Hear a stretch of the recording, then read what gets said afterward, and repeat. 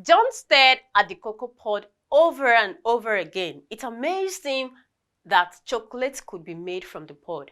He loved chocolate a lot and spent half of his allowance on them. He had a cocoa plantation he would never have to spend on chocolate again, he thought. But making chocolate wasn't going to be free, he realized. Even if he had cocoa, he still had to go through the whole process of manufacturing to get chocolate. The process of transforming raw materials to finished goods is manufacturing. Cocoa is the raw material used to make chocolate, which is the finished product.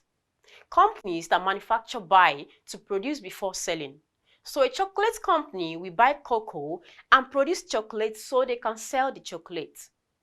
To keep record of their transactions, manufacturing companies keep manufacturing accounts. Manufacturing accounts help the company to know how much they spend on production and how much profit they made.